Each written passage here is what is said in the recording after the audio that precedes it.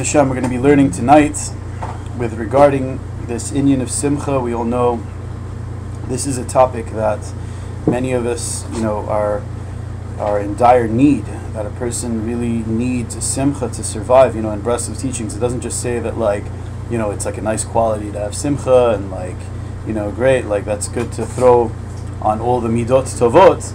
But in Breslov, Rebbe Nachman stresses that Simcha is one of the most vital components to connect to Hashem. Many times, all over Likutei Moharan, Rebbe Nachman stresses about this inyan of Simcha. So, especially also during this time of Ben HaMetzarim, it's like the 3 weeks where the Shechina is in Galus, and we know that with regarding the Shechina being in Galus, it says, the Shechina being in exile, it says that Ein Shechina Shora Ela Mitoch Simcha, that the Shechina doesn't settle somewhere unless there is Simcha there. So if there means that there is a lack of the Shechina Chas v'Shalom, meaning during this time of that we're mourning over the temple, which symbolizes a lack of the Shechina being present, that symbolizes that there's a lack of Simcha. So that if we work on this inyan of Simcha in our lives, in our avodas Hashem, then we can start to taste the Geula. We can start to welcome the light of Mashiach, right? Actually, Mashiach is the letters of Sameach, right? If you look at it, if you just jumble it out, so that there is going to come Mashiach is the inyan of restoring Simcha in its proper place. So we all realize that Simcha is a vital component, right? And a lot of times, actually, Rebbe Nachman says the reason why people don't pray properly, why they're not connecting in tefillah, is because there's a lack of Simcha, right? When a person's lacking in Simcha, a person feels depressed. He doesn't really feel like praying so much. It just happens to be, right? There's nekudot tovot that we're supposed to be finding in ourselves, and if we're not tapping into that, then it affects, or davening affects all of avodas Hashem. So now, since we know that it's an important thing, okay, Simcha is important, great, fantastic, I know it's important. So I need practical advice on how to achieve that Simcha. What does Rebbe Nachman say that I can actually, give me a method, give me something, that I can be able to work on it. Don't just tell me it's important. Give me something to be able to lamaisa, that something should come out, into the realm of action, something that I could do, that I could really tap into that light. So in Torah Chaf Gimel over here, okay, in Torah Chaf Gimel at the bottom right page, it's Torah Chaf Gimel, and this is Likutei Tinyana. It's the second volume of Likutei Moharan. Rebbe Nachman says over here, Be'inyan has Simcha, with regarding the inyan of Simcha, Rabbeinu said, Al Pi Mashal, he said, he gave an example. Rebbe Nachman gave the following example. He says, Shelifa'amim Kishebnei Adam Smechim. He says, sometimes you see that people, that there's a Simcha, there's Jews that are besimcha umarakdin, and they're dancing. It's like a chasna, everyone's besimcha, everyone's dancing. It's a gevaldig occasion. Azay chotvim ish echad mibachutz, shehu be'atzvus umar shchora. So all of a sudden you see sometimes while they're dancing, everyone's pumped in the circle. All of a sudden they run out and they grab some guy that's outside the circle. A guy that's he's on the side, he's a little bit sabracha, and he looks a little bit out of it. But they take him, they're like, come on, we had to schlep you in, and they schlep him into the circle.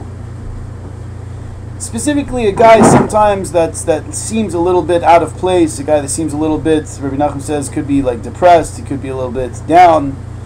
Umachnisim oto ba'al korcha, and they schlep him into the circle, they force him in. The mamish grab him. It's like they hijack the guy and they throw him into the circle. Letoch machol hamaraktim, within the circle that they are dancing. Umachrichim oto ba'al korcho, and they force him against his will.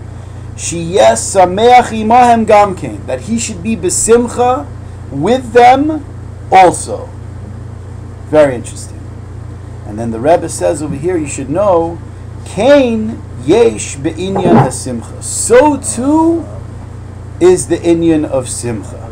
Right? We have to understand what this means. This mamish it's a very big breakthrough. The truth is, I was sharing this with a friend of mine, and his friend that was studying psychology at the time, he was in complete shock that Rebbe Nachman said such a thing.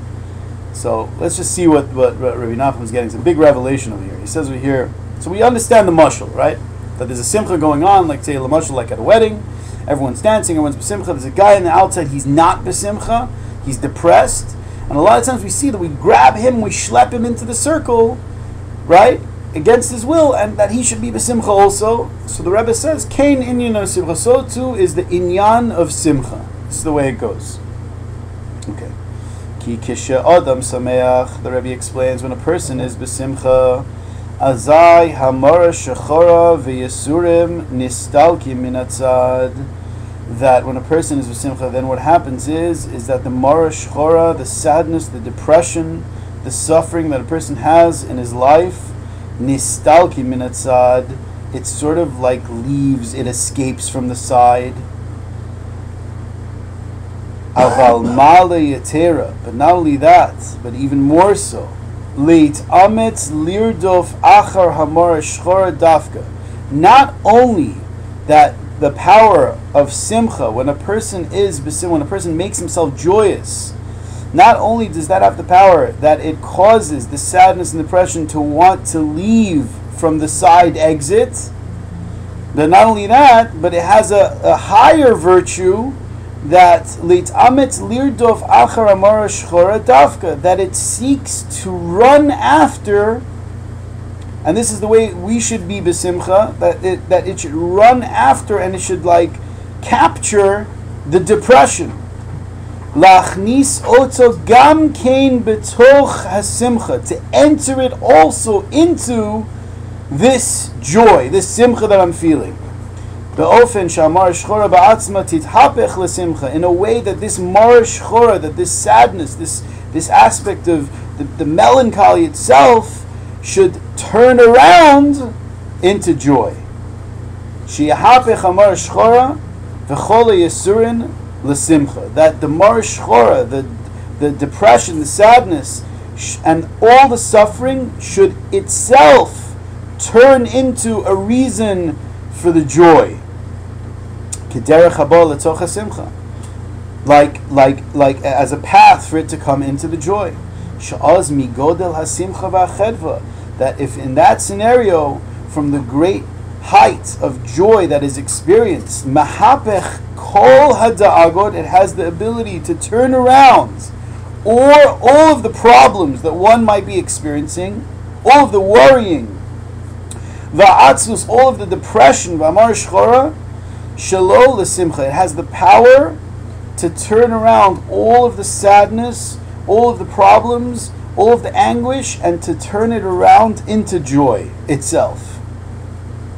Nimsa, so we find in this way, shechotef hamar shchora umachnis oto ba'al korcha l'toch hasimcha. Kamashal. So we see from this that what we're doing initially, we're grabbing the sadness, we're grabbing the depression, and we're forcing it into joy, into simcha. So now, I just want to explain this a little bit. Like, what does this mean?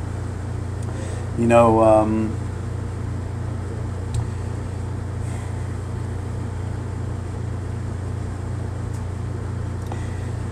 there's a person, a friend of mine told me, he was he was like researching that there was a non-Jew that he realized that there was a lot of people in his life that he felt very bitter about. He was very against. He hated a lot of people in his life.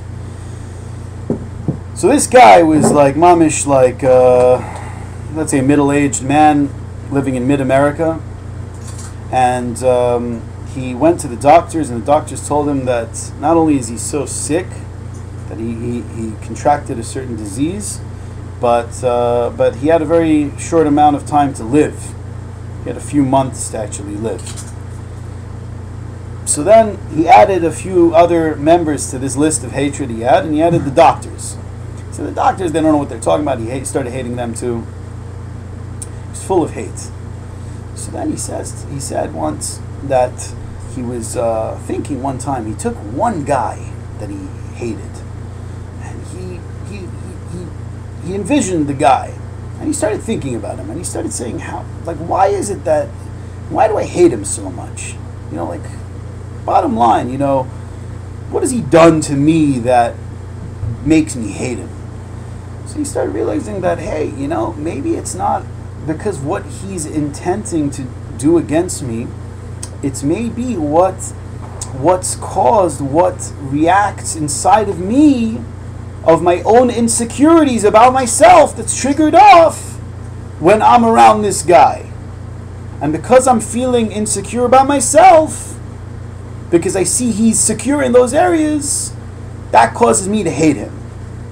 So then he started realizing, so it's not really him that I hate. It's not him, it's not about him. It's about me. I have to fix myself. So you know what? I'm going to release this guy. And he did that. And he released this person that he hated. And he felt a very good feeling after that. So then what happened is that time went on, and day by day, he started releasing more and more people on his list. And until it was like almost at the end of the list, and he said that he was like, I think he was driving in his car, and he said that this guy's a non-Jew.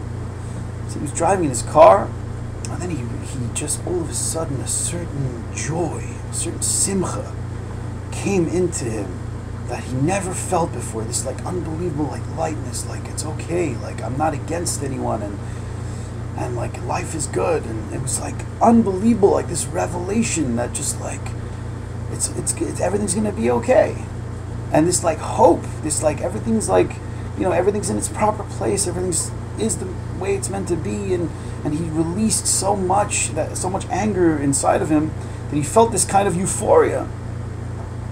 So he comes back. It's Ma'aseh Shahaya. He comes back to the doctors, at the end of a certain amount of months.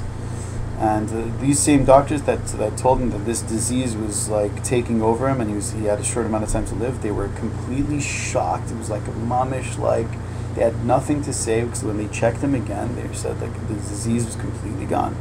It was completely healed. So this guy wrote a whole, he wrote a book about this.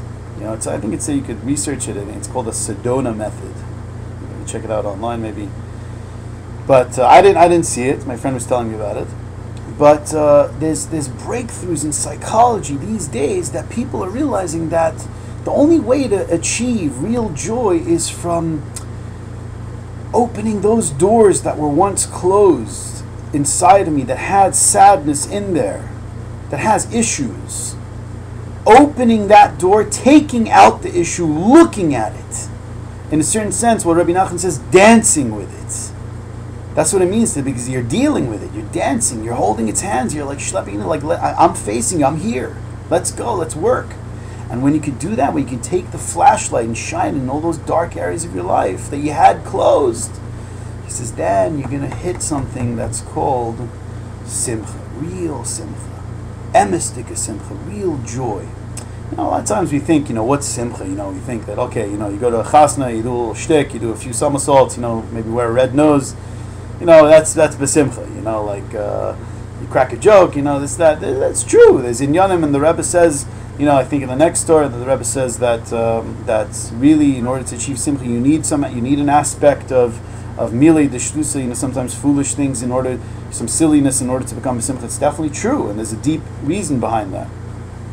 But simcha, as the Rebbe is explaining here, that real simcha, and he gives this mashal, that if a person really wants to achieve emistika simcha, he has to take, just like in the circle in that wedding, that there's a person standing outside the circle that he's depressed, and he doesn't feel like dancing, and we chop him, we force him into the circle. So too, the inyan of simcha, you have to open those areas in your life that might have issues that you haven't dealt with, that you're sweeping under the carpet. No, let's remove the carpet, let's deal with it, let's get it clean, let's see what it's about, and then you can achieve a real simcha. That seems like what Rebbe Nachman is saying. That's the way I see it. So that's the inyan. Now let's see how he ties it into the pasuk. It says, Zeh bechinat, and this is what it says. Sason v'simcha yasigu v'nasu yagon v'anacha. Sason and simcha, two expressions of tremendous joy. Yasigu, one will attain. V'nasu yagon v'anacha. And the yagon, the sadness and the depression will the moaning of and the depression will leave. So that's the literal taich of the pasuk. That's a literal translation of the pasuk. Let's see what the Rebbe does with that. Shahayagon va'anacha, that the groaning and the sadness, borchim v'nasim min hasimcha, they run away, they seek to escape from simcha. Ki be'es hasimcha derech hayagon va'anacha la'amod min atzad kana.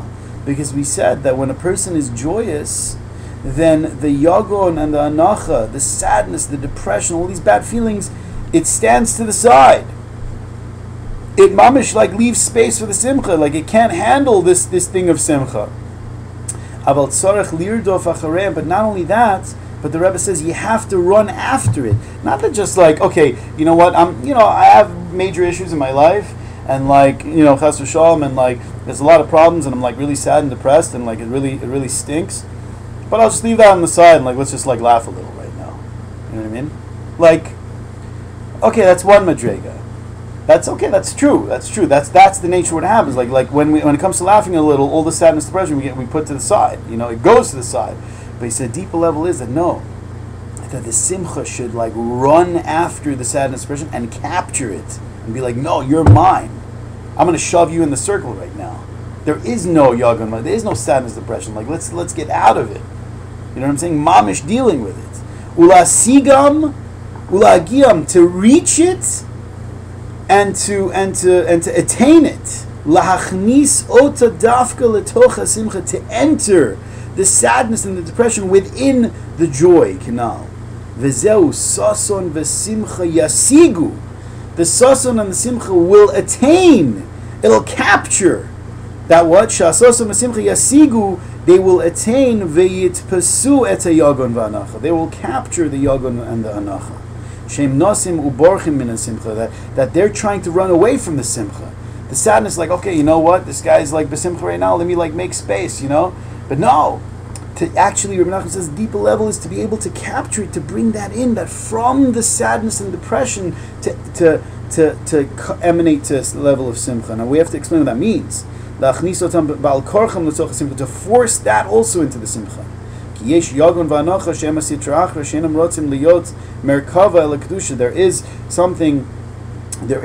va'anacha, right? There's sadness, there's depression that is from the sitra achra, from the side of impurity. Does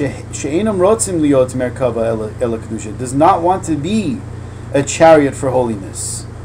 Right, chas v'shalom, sadness and depression is like it's as if a person is making a magnet inside of him to bring all of the negative influences of society, all of the taivas, all of the desires, all of the negative traits, characteristics with an individual. It really gets triggered off from sadness. It's mamish the worst level of tumah a person can tap into. A person has to run away from that like he's running away from poison, Rebbe Nachman says.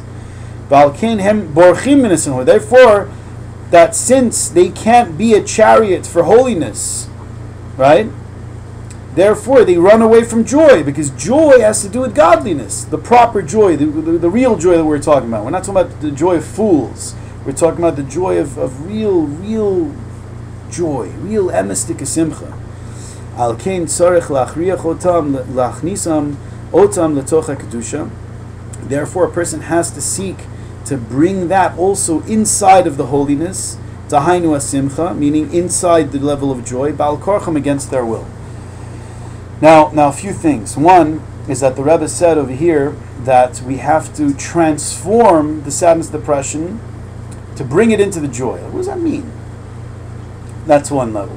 And then the next practical application, something that I'm seeing amongst people, that could be a very unfortunate thing.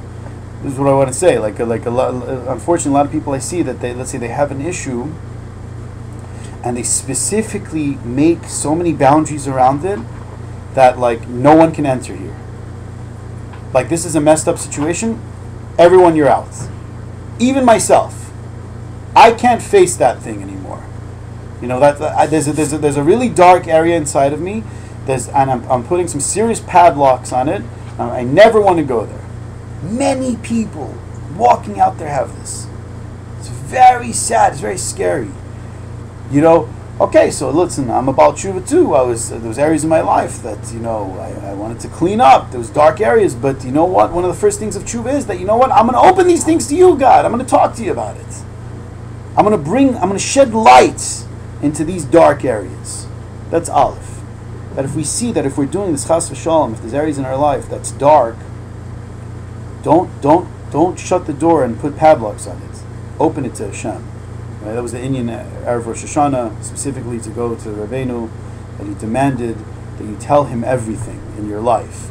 You tell him the deep, darkest things in your life, mamish, what you have in the cellar, at the bottom of the barrel, tell me. The Rebbe said, I want to hear those things. Why? Because when you do that, when you open those areas, and Erev Rosh Hashanah, over 30,000 people are doing this in Uman, that they open the most darkest areas of their lives in front of the kever to Rebbe Nachman ben Fega. There's an unbelievable feeling. Why? Because from those words you're as if you're unlocking those averas, and you're bringing it to light. You're bringing it in front of the tzaddik, in front of Hashem, and it's like mamish, like a feeling like it's leaving your bones. A lot of Mefarshim say, Rabbi Nachman brings down the Kutzim, that's why it says that the bones of Yehuda were jumping when they were leaving Egypt. So it's true that listen, on Yehuda's, like, you can explain what Yehuda did on a level that, maybe it wasn't like a sin technically, but on one level, when we learn it, it seems like there was a gray area over there. So why were the bones jumping? Because he wanted to do vidui. He wanted to do like a confession in front of a Talmid Chacham, in front of a tzaddik. Now is an opportunity. Moshe Rabbeinu is leaving Egypt. He's taking the bones of Yehuda, but the bones of Yehuda were jumping. Why? Because, like Rabbi Nachman says, in a certain sense, like the sins become engraved on the bones. And when you do that confession in front of a tzaddik, it comes off. Now, who can do this? Who can do this avodah? Who's a tzaddik on that level that can sweeten the judgments that's engraved on the bones? I think personally only Rebbe Nachman ben Fega. It's very risky. You know what I mean? Not everyone can handle such a thing. So in other words, that there is a deeper level of joy that we want to achieve, but it only starts from opening and shedding light into those areas that are dark in our lives. So we have to do away with that. That's one thing to recognize. That's Aleph. Beis, what I wanted to say is that, and this is all b'derech efshar. I don't know if you know what b'derech efshar means. Like an impossible explanation. Who am I to be able to understand these unbelievable teachings? But it seems from what Rabbi Nachman is saying over here in this piece in the Kutzim Moran is that not just like Vort. It's not just like a nice like a nice lesson about joy. That we push aside we push aside the depression, and not only that, but we capture the depression and we transform it to joy. It's like we schlep a guy in a circle. Okay, what does that mean? It's like an earth-shattering. You should know when the Rebbe revealed certain things, like Likutei Moharan, he said he went through tremendous mesirus nefesh, tremendous self-sacrifice, in order to be able to get these words into the physical world. It's unbelievable revelations. We have no idea, so we have to understand what's going on our level. Like, what's the Rebbe talking about? You know what I mean? Capture the depression. What does it mean, capture the depression? Capture the sadness. There was, you start to read about Reb Noson's life. You see that there's so many levels, so many levels of persecution that he was going through. If you read the book Through Fire and Water, it's unbelievable. By the way, that's a great read. Do yourself a favor if you ever want to have a great read, mamish, see the life of a Breslov chassid, see actually Rebbe Nachman through the lens of Reb Noson. It's unbelievable. You get this sefer Through Fire and Water. It's like mamish. It's written like a novel. You're at the edge of your seat the whole time. So he went through real persecution. People were crazy back then. They were they wanted to do away with Breslov. They thought Breslov was the enemy. So Reb Noson was he had so much opposition. People were trying to shut him down. People were trying to kill him. At a certain point, they were they actually murdered some guy. That his name was Noson, but they got the wrong Noson. It was it was a crazy thing. So he was at certain times he had to fight that war of Simcha tremendously. Because the Yetzer Hara would, do everything he could to make this guy sad, because he knows that there's tremendous kavod shemayim that's going to come out of this Jew. So I saw once, I was reading that he said that he was struggling with this Indian of Simcha, and the Yetzer Hara was really trying to bring him down. And he said, and he saw an old friend of his, that he didn't see for a long time, and they got on a wagon together. And they started schmoozing, and they started joking around. And it became really, it became funny and really like mamish, like besimcha, and like the mamish started cracking up, like they were like literally like cracking up. And he's like, and we got to the level of simcha that we were just laughing for like a whole hour straight. We were just like a whole hour, we were just like mamish, like just cracking up. And then he said, and after that, then I was like besimcha a little bit, like a little bit, like I got out of that like thing. Like, it was like, coming from yeshivas, they tell a person, you have to kobe grosh, you have to be serious, you can't like always, and there's an element to that obviously, but like, when I read that, I was like, it's okay, a person like, it's a mitzvah liot besimcha, a person should be joyous, like it's okay to laugh, it's okay to like, be besimcha, obviously, not in an improper way, but like, how much, do we forget these inyanim, like, have you made sure to like be besimcha today, did you laugh today, were you like, did you dance in front of a Kadosh Baruch Hu, like, like, what about those checklists? You know what I mean? We have all these like Musar checklists. Like, did you do? You gotta make sure Shmiras Yinayim. You gotta make sure like Lashon Hara. Like, it's true. It's all these things are very true. But these are all like, like Sur Meirah kind of avodas. Like, run away from the evil. What about the Asi too? What about? Did you dance in front of Hashem? I had a Breslov ask me. He's like, no, did you dance today? Like, he was saying like that was like the Musar. He's like, to that reason, it's like very important. You have to dance. I was like, okay. It's very interesting. I was in Uman. It was like Rosh Hashanah. I was like early in the morning. I was coming back from there. I see a kid. It must be just bar mitzvah. He was doing his spotters, but I'm telling you, the kid was like mamish.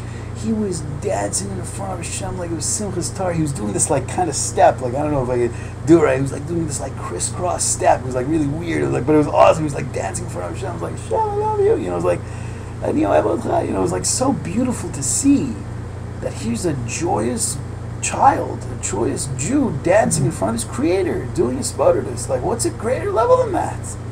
I'm saying that's beautiful. We're supposed to be celebrating our Yiddishkeit, Sometimes I feel like we're always like walking in shuls and we're holding our tefillin like we're in the concentration camp, chas v'shalom. Like we're all like, okay, ashrei, like, what's going on? Mm-hmm. You know what I'm saying? Like let's put some smiles on our faces for crying out loud, But what does it mean? What does it mean to capture the depression and to bring that into joy? What does that mean? We still didn't figure that out. There's a lot of beautiful things that's coming from the store, but that we still didn't. If there's any thoughts on that, by all means, What's the question? What does it mean? What's the Rebbe saying when he's saying to capture the sadness and the depression? Okay. And to bring that into the simcha, like and the simcha should emanate from that. What does that mean? See, I also have a problem with like people making happiness their goal, because happiness cannot be a goal. You know what I mean? If you have a goal, of course you want to be happy. It's good to be happy. We all want to be happy. But at the same time, if you make it a goal, I gotta be happy. Then you might get nervous. Then, so if you focus, let's say I'm committing a certain avera. I personally, at least for myself, if I always focus on it, then I'm just never gonna stop it because it's always in my mind. You know what I mean? Whereas it's like a byproduct. You know what I mean? You do the right thing, therefore you'll receive something. You know what I mean? I see. Maybe it's different for certain people, but right. No, that's for sure. Everyone definitely has a specific like mechanism how to keep these things out, like let's say sadness out, and how to generate simcha in general. But let's say we're talking about a guy that has already sadness and depression in his life. He's got areas in his life that's that's painful. So how can he use that? It seems that the Rebbe is saying that from the pasuk, he says, "Sasan v'simcha yasigu v'nasu yagon v'anacha." Sasan v'simcha will attain the what's it called? The yagon v'anacha, the sadness and depression. What does it mean? And there's a joy that should emanate from that. I'm still trying to figure that out. And you just have to kill it. Just have to kill it, huh? Just have to kill the sadness. Just go at like kamikaze. Go like mamish with guns blazing. you're out of here, you know. Or it's not That's used- one level. Maybe that means to schlep it into the circle. That's that. When I was first learning this, you should know that's the way I was understanding that. What does it mean to schlep a guy in the circle? You grab the guy. He's depressed. You throw him into the circle. So you killing him though? I'm not sure if you're killing him. You're not killing him. You're forcing yourself. You're forcing That's yourself to be that really happy. kills the example. You know the guy that's outside the circle that's depressed. Just shoot him in the head. You know what's he doing here anyway? No, you're just forcing yourself to be happy. That's what No, it but is. you know, our Rosh Hashiva used to say in Simcha Torah, says, people says, you know, in Simcha Torah, when I'll be happy, I'll dance.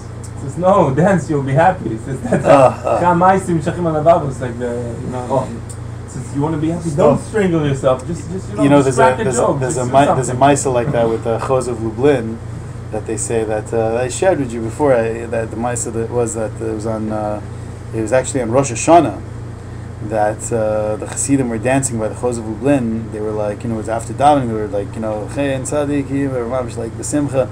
And then so some misnagdish guy, you know, he was hit by the misnagid bat. He like walks in and he's like, what is this? You know, it's the Yom Adin. It's the Day of Judgment. He's like, what's this dancing? The COVID, you have to have COVID Rosh. You're standing in front of, you know. So then he came in front of like the Chos of Lublin, and he told him, he said, what is this? You know, like they're dancing on the Day of Judgment. So, you know, the Chos of Lublin was known as the Chosa because of his power to see. The word Chosa in Aramaic means vision. So he could see a person, all his Gilgulim, what he has to fix, all the way to Adam Arishon. So he took his hand, he took it over his eyes and he put it over this guy's eyes. And all of a sudden, the guy sees, I guess through the Choser's hand, he sees that all these people that were dancing, they were all written and sealed for L'chaim Tov and Shalom. They were all written for a good year, for a healthy year, and all the good books. All of a sudden, he sees like above his head, it was mamish like was bad stuff written. It wasn't those same books that were open. It was other books. So all of a sudden, this real dread came over him. The Chosa took his hand off, and he started freaking out. He was like he felt like that's it. He's not going to make it this year. So he looks at the Chosa of Lynn. He's like, Rebbe, what should I do? So then the Chosa's like, go dance. No, go dance. The Rebbe says that there's a tremendous power of sweetening judgments. When a person is dancing in front of a sham, a person's b'simcha. You're right. So maybe that's pshat. Maybe that's what forcing means. Like you force him, you grab him, you shove him into the circle. So I was thinking maybe that's one level, but maybe it's That's the literal different. definition, sure. But Rabbi says like the Simcha in Mesiras Nefesh. You need to know. Yeah, well, what do you mean? So explain. It means you have to die for Simcha. Like there's a kid going and you see a car is going and you jump to save the kid. And They're going to the mosque. not saying we're in that level, but I'm saying asking. Yeah, like, I'll tell you. The only problem I have with that is it's true. There's a makam for that, and it's that's spoken out. That's one derech. You know, the only problem with that is that if you look at it, if we analyze it like psychologists, you know, like emotionally, it doesn't make so much sense. It's like a kamikaze like project. Why? Because it's like in a certain sense, it's like, you know, I'm sad, I'm depressed. Like shoot it, stuff it, like throw it into the simple. Like, you know, it's like, okay, like what the heck? You know, it's like, you know, like how can I? Start Can doing I things inco- that make you happy? I hear. So that's maybe in a graceful way. no, but Rabbi says Ma'ala Yisira. It means you need to be like a certain plea, maybe. So I just wanted to, with your permission, I just want to say my word. Like, what my 2 cents on this was that, like, I think the Rebbe is saying something deeper, right? That through the simcha you will capture. You should make sure that your simcha is capturing the yagon va'anacha, and specifically it brings it into that, and he uses the word and from that in itself tithapech l'simcha. The sadness and the depression will transform itself into joy, meaning that's going to be a springboard for your heightened sense of joy now. It's because of the sadness, because of that feeling of that depression, you're going to utilize that to get to the joy. How so? So I was thinking, like, for example, and this was one of the most powerful prayers in my life, you should know. It was before I got married, that I was davening in front of Hashem, and I was like, you know, I wasn't married yet, and my friends were all married, and I was like already, like, like 30. I was in yeshiva, and like all my friends are like, Kaidara, like almost all of them were married. So I was like, you're a bunch long, and it was a very painful feeling. So then I took that pain and I made it into my avodah Hashem. How did I do that? I said to Hashem when I was davening, I said, you know what, Hashem? It's probably, Hashem, that you're doing this pain I'm feeling, you are aware of this pain, and you're with me in this pain, but it's for the right reasons you're giving me this pain. It must be that it's for the right reasons that I'm not married. And Hashem, I'm going to judge you favorably. Who knows what would happen if I was married right now? Maybe I have certain qualities that I would make this woman crazy if I was married right now, and I have to work on certain issues right now. So it's probably the best chesed you could probably do that I'm not married. And I hit such a release after that. But because it emanated from that pain itself, I addressed the pain, I looked at it, and I uplifted it. A person could feel a certain brokenheartedness. The Kotzker Rebbe says, what's the most whole thing in the whole world? It's the heart of the broken heart of a Jew. That's the most shalem thing in the whole world. It's the broken heart of a Jew. When a Jew is brokenhearted, he feels that he's so far from Hashem, and because of that causes him to daven to Hashem, and he feels that, wow, you know what? Even though that I'm so far from Hashem, but look how Hashem is so kind to me, and look how Hashem is hooking me up so nicely in my life. There's a certain simcha that's generated from that's unparalleled. A person could come to a level to cry in front of a Kadosh Baruch Hu, like, wow, Hashem, you're so kind. Look how much averos have I done in my life. Look how many things that I've ruined, but look how still kind you are to me. That shows that you believe in me. That's an amazing thing. And you hit a certain real connection to Hashem, like an intimate connection to Hashem through your mitzvahs and your davening through that. But that was only attainable from that brokenheartedness. And you should know that Rabbeinu says that David HaMelech always was in this state of brokenheartedness in front of Hashem. He's always had this feeling like, wow, Hashem, you're so good and kind to me, even though that I'm mamish nothing. He felt that he's nothing. He had this aspect of brokenheartedness, but that in itself brought him to a level of joy. A guy could think to himself, wow, I'm really a guy that's like, I have a lot of issues, I'm very far from Hashem. But then you realize, wow, Hashem, this guy that's really broken, that's far from you, I put on tefillin today. That's a great thing. Even though I am who I am, I might be like this guy that's like almost like on the level of a behemoth. But this behemoth, this ox, put his tefillin on today. That's not bad for an ox. You know what I'm saying? This ox, came to Breslov Shiur. That's that's not bad for an ox. You know what I'm saying? I'm right here. This ox, this ox did a little hisbodedus today. 5 minutes hisbodedus.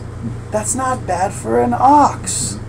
That's the key word. It's not bad for an ox. The ox is the brokenheartedness that I feel that I'm far from Hashem.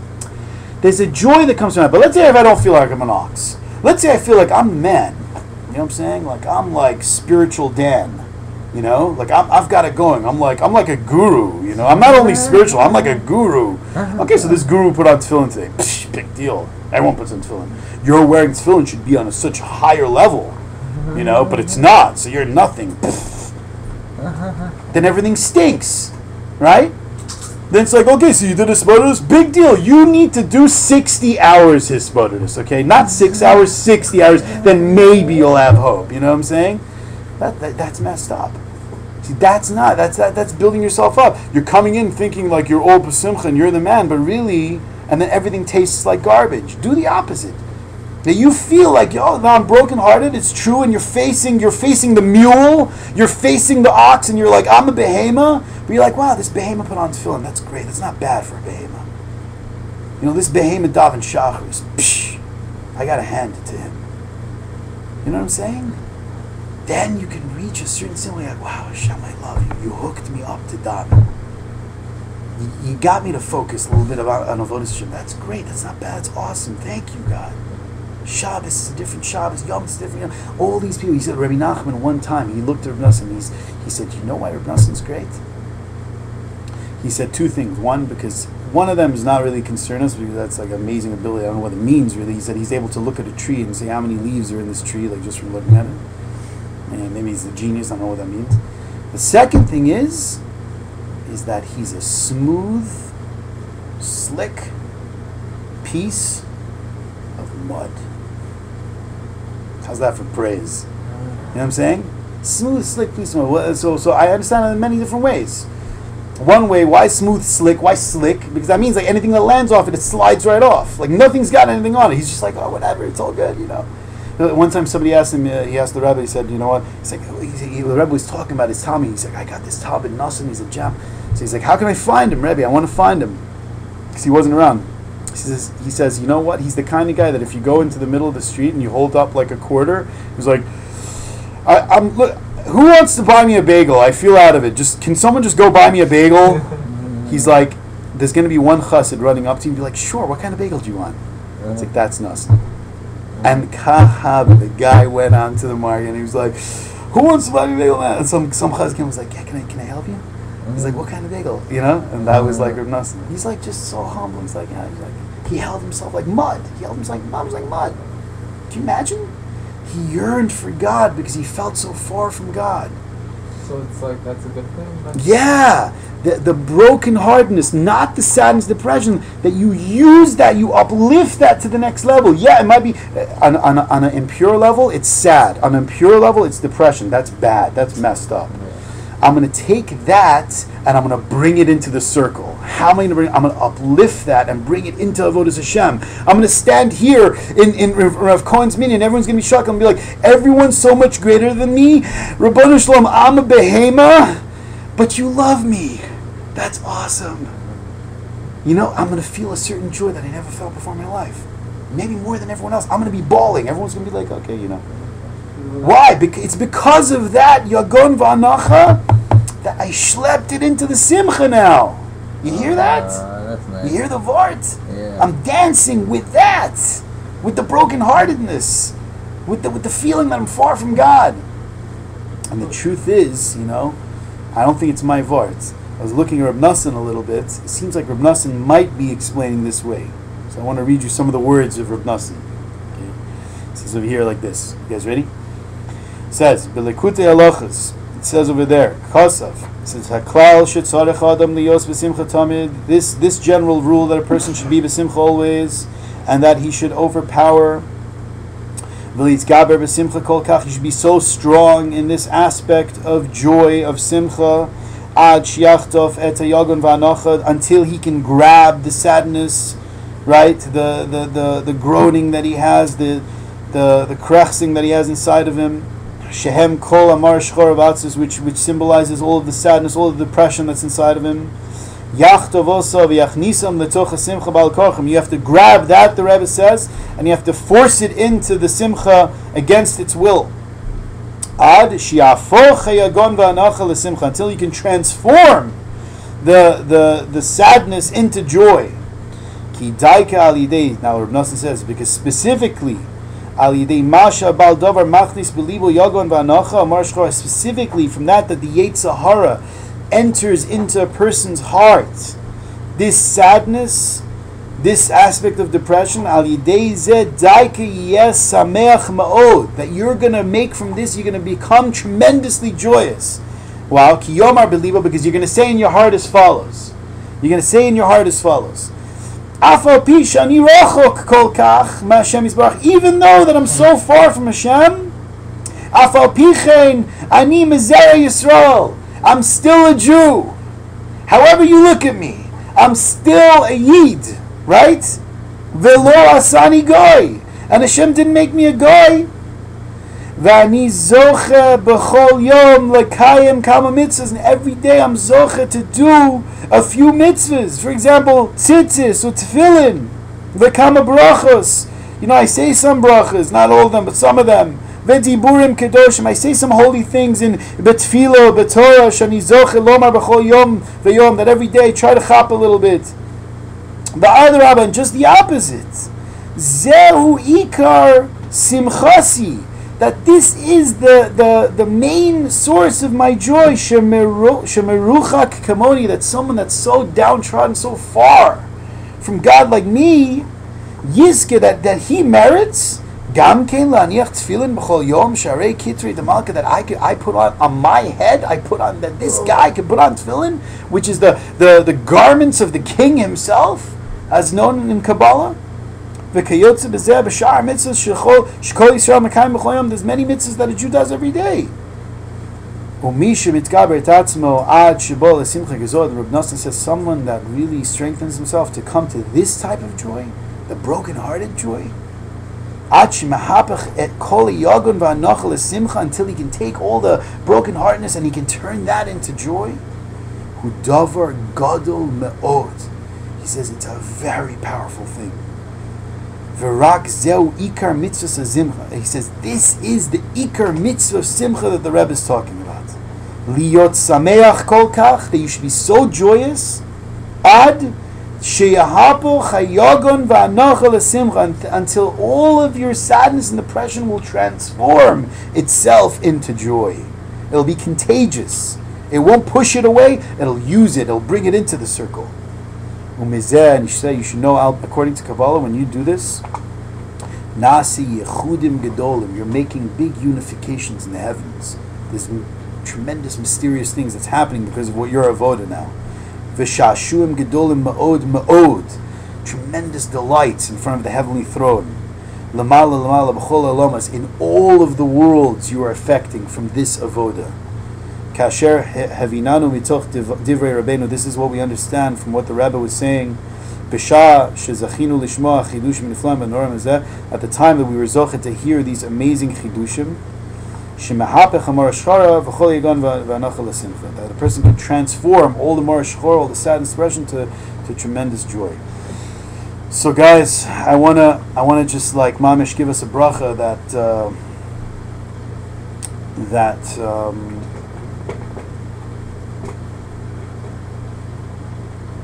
I just want to share a quick story.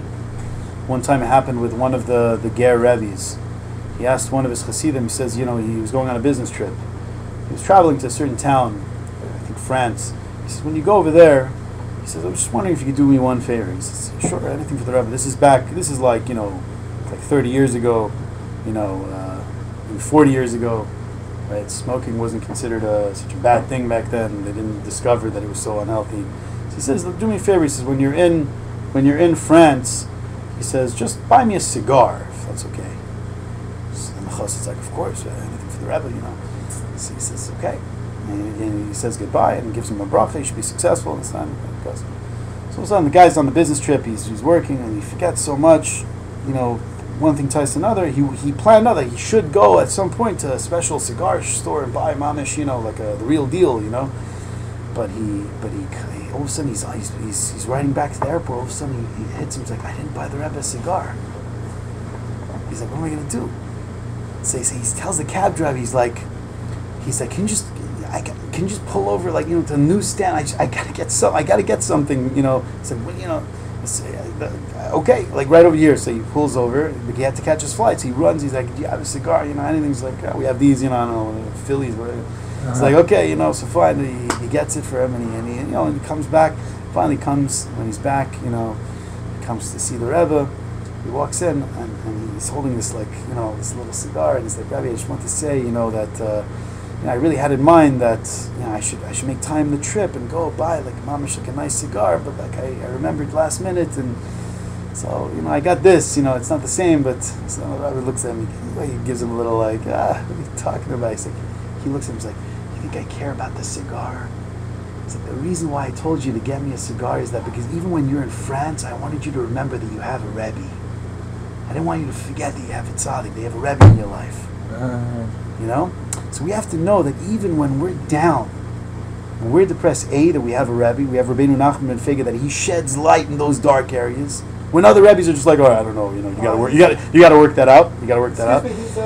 but not only that, I'm just saying, not only that, but that we should bring Hashem's light there, that we should use that brokenheartedness itself. We should shed light there. We should remember that we can use that and use that as a vehicle for tremendous aliyah and call out to Hashem from that place of constrictedness.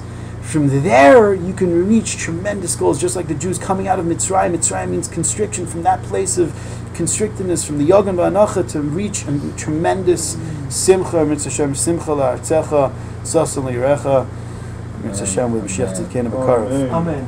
Mishkoyach, I'm so sorry, yeah. Came just in time for the book.